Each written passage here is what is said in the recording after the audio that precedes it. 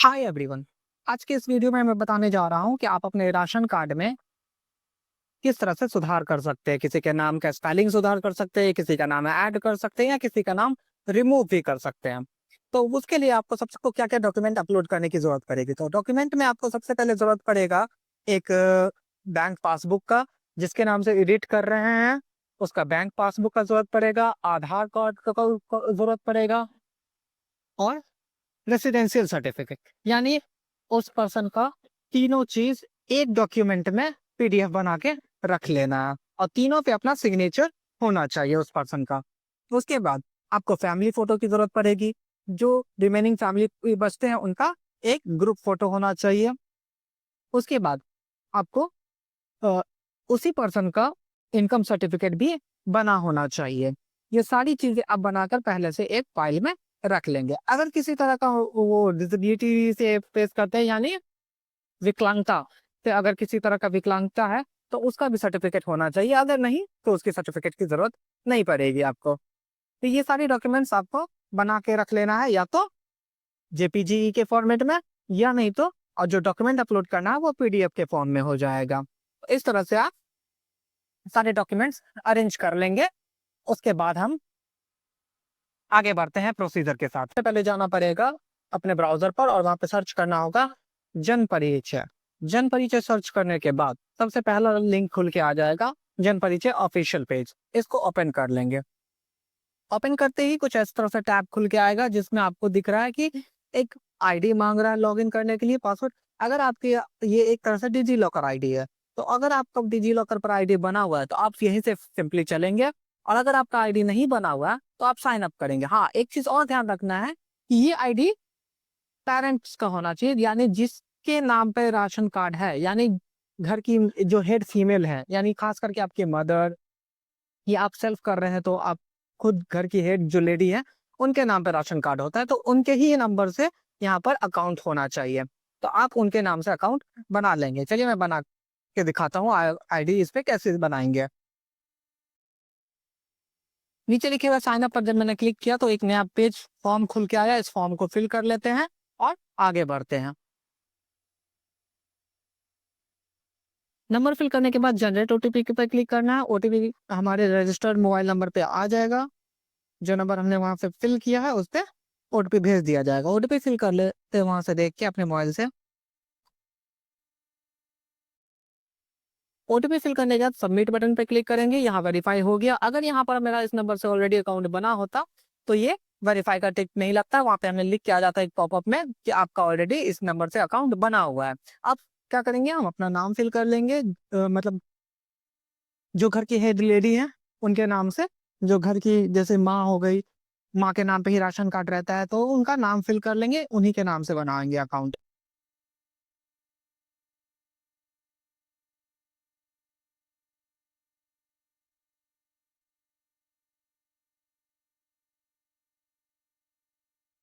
नाम के बाद देखिए उनका डेट ऑफ बर्थ पूछा जा रहा है, डेट ऑफ बर्थ फिल कर लेंगे। डेट ऑफ बर्थ फिल करने के बाद जेंडर, ऑब्वियसली अगर उनके नाम से बना रहे हैं तो वो फीमेल ही सेलेक्ट करना है। आपको ध्यान रखना कि अकाउंट उन्हीं के नाम से होना चाहिए। उसके बाद कुछ यूजर आईडी सजेस्ट किया जाएगा, आपको उसमें से एक सेलेक्ट कर लेना है, या नहीं तो आप खुद से एक यूजर अकाउंट बना भी सकते हैं, खुद से टाइप कर सकते हैं।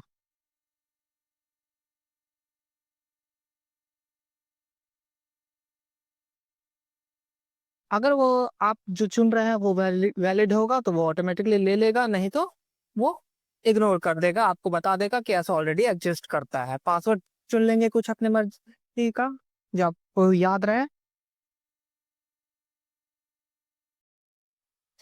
उसके बाद I accept terms and condition पे क्लिक करेंगे। यहाँ सारी चीजों को एग्री करेंगे। एग्री करने के बाद वेरीफाई बटन पे क्लिक करेंगे।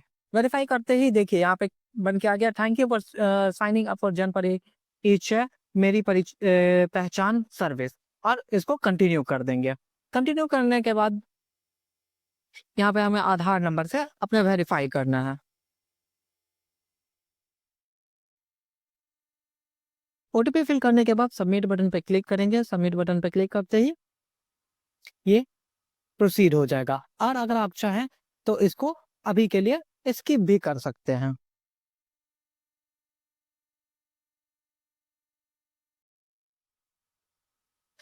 वापस से देखिए हमारे उसी पेज पे आ गया है। यहाँ पर हम अब उसी से लॉग इन कर लेंगे।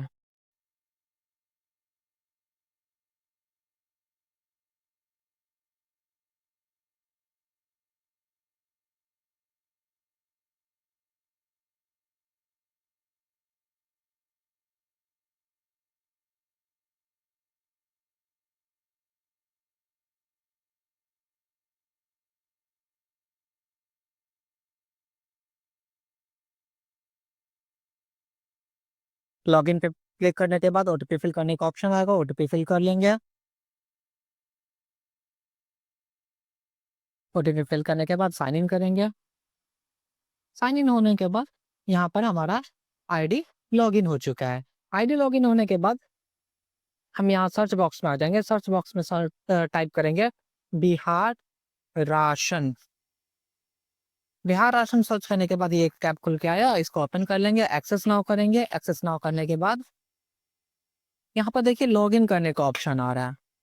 यहाँ राइट साइड में यहाँ लॉगिन करने का ऑप्शन आ रहा है, इस पर लॉगिन पे क्लिक करेंगे। लॉगिन पर क्लिक करते ही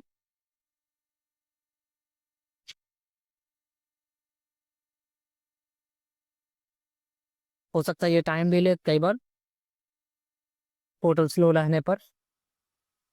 आपको एक नया पेज खुल के आएगा। पेज खुलता है तो मैं आपको दिखा देता हूँ किस तरह का एक पेज खुलता है रजिस्ट्रेशन का। यहाँ देखिए जिस तरह से इसमें आईडी बना हुआ है ऑलरेडी, तो आप यहाँ से देख सकते हैं।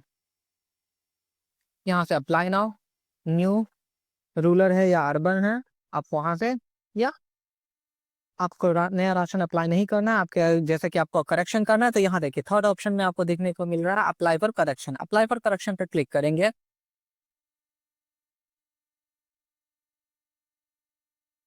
क्लिक करने के बाद यहाँ पर अपना राशन नंबर डालेंगे और सर्च पे क्लिक करेंगे। मैंने अपना राशन कार्ड नंबर डाल लिया है। सर्च पे क्लिक करते हैं। सर्च पे क्लिक करने के बाद वापस से हमारा लॉगिन हो जाएगा ration card. Ration card login होने के बाद देखिए हमारा सारा डिटेल यहाँ पर दिखा रहा है। अब यहाँ पर कुछ चीजें इसमें फिल करनी है। फिल करके जैसे कि यहाँ देखिए आवेदक का नाम, आवेदक कौन है उनका नाम अंग्रेजी में, उसके बाद आवेदक का नाम हिंदी में, पिता का नाम अंग्रेजी में, उनके पिता का नाम हिंदी में, उनके मेल है या फीमेल है, यानी ये तो हम जानते ही, जैसे मैंने स्टार्टिंग में बताया था घर के महिला के नाम से होता है, तो यहाँ पे महिला ही चुनना है।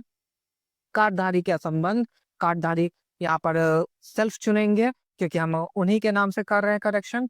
यहाँ पर जाति श्रेणी, कौन सी जाति से है, जनरल है, ओबीसी है, किस जाति से बिलोंग कर सकते हैं, यानी पिछड़ा जाति, अति पिछड़ा जाति, ये जनरल जिससे बिलोंग करते हैं वो सेलेक्ट कर लेंगे। कार्डधारी का अन्य आय का स्रोत, तो आय कार्ड आय प्रमाण पत्र बना होना जरूरी है इस चीज के लिए, तो यहाँ पर आय का स्रोत चुन लेंगे, कहाँ से उनका आय आ रहा है।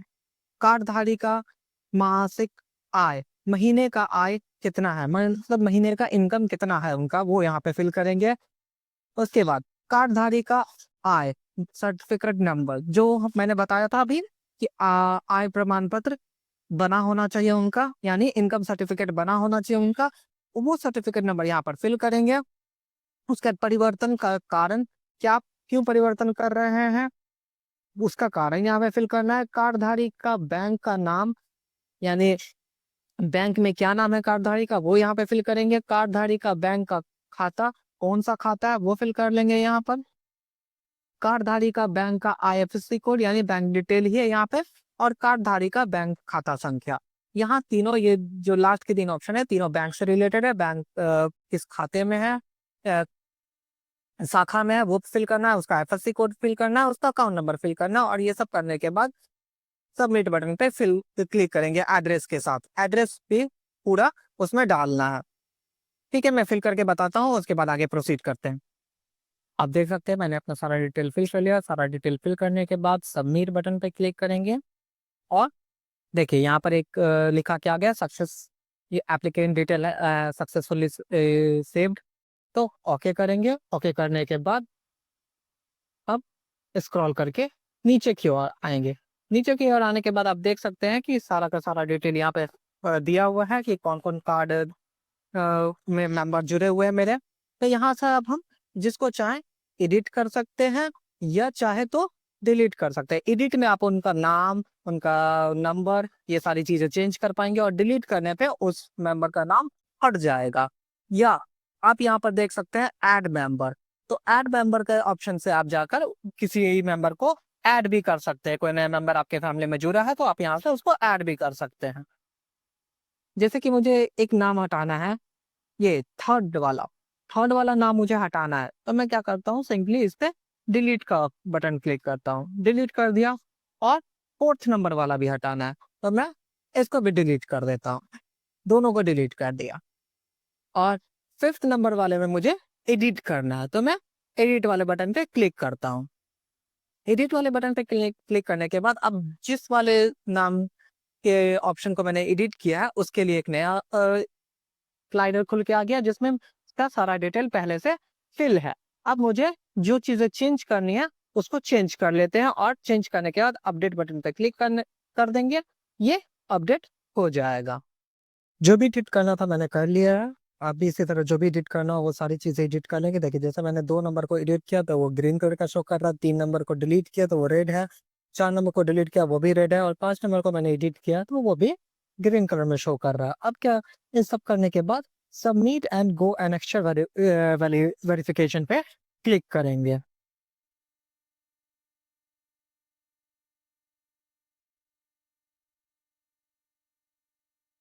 क्लिक करने के बाद आप देख लीजिए एक फॉर्म खुल के आ गया जहाँ पर दिख रहा है कि मैंने क्या-क्या किया है। यहाँ पे 2 नंबर को एडिट किया है, शो कर रहा है, 3 नंबर को डिलीट किया है, तो क्रॉस शो कर रहा है। इसी तरह 4 नंबर और 5 नंबर के लिए भी शो कर रहा है। तो हम आगे बढ़ेंगे। अब इस सब में से कुछ क्वेश्चंस पूछे जा रहे हैं, इसमें हाँ या नहीं में जवाब देना है। इन सब में नहीं हो जाएगा, ठीक है? किसी में हाँ नहीं होगा।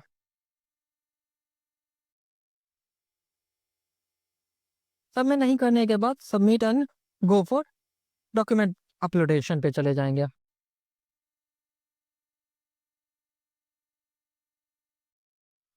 जैसा कि मैंने स्टार्टिंग में बताया था कि वो सारी डॉक्यूमेंट्स की ज़रूरत पड़ेगी। अब देखिए यहाँ वो सारे डॉक्यूमेंट्स अपलोड करने हैं। डॉक्यूमेंट्स में सबसे पहले आपको यहाँ पे देखने को मिल जाएगा select family photo. Family photo 100 केबी के अंदर का होना चाहिए। तो चलिए हम बना के रख चुके हैं, इसको हम अपलोड कर देते हैं। फैमिली फ़ोटो मेरा अटैच हो चुका है। उसके बाद अगला है सिग्नेचर अपलोड करने के लिए। सिग्नेचर भी अपलोड कर देंगे।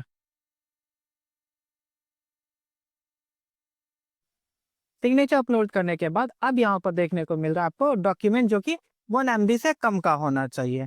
चलिए उसको भी अपलोड कर देते हैं।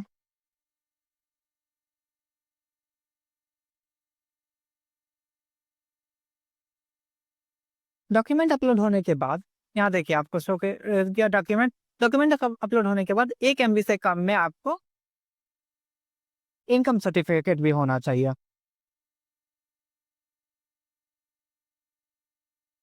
इनकम सर्टिफिकेट भी सेलेक्ट कर लेते हैं जाके वहीं से।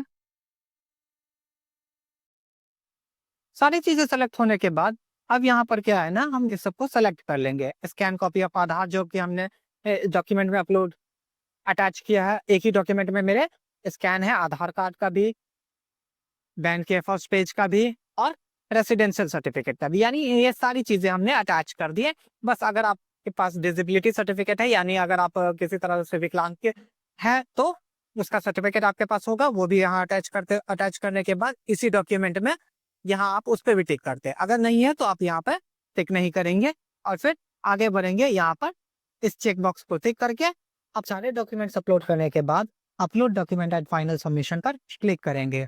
Do you really want to final submit? One click once click on final submission then you can not perform add on. यानी कि ये कह रहा है कि आप अगर एक बार फाइनल सबमिशन कर दे रहे हैं तो अब इसके बाद नहीं होगा कोई एडिट। तो हम ओके पे क्लिक करते हैं। ओके पे क्लिक करने के बाद देखिए हमारा एक्नॉलेजमेंट फॉर्म डाउनलोड करने का ऑप्शन आ गया। यहाँ से हम एक्नॉलेजमेंट फॉर्म डाउनलोड करके रख लेंगे और इसी से हम अपना स्टेटस भी कभी चेक कर सकते हैं। तो ये रहा इसका फुल प्रोसीजर। आप इस तरह से अपना राशन कार्ड में करेक्शन कर सकते हैं। और कुछ जानकारी चाहिए हो, कुछ कन्फ्यूज़न हो तो आप पूछ सकते हैं हमारे कमेंट सेक्शन में। वीडियो को लाइक करें, कमेंट करें और चैनल को ज़रूर सब्सक्राइब करें।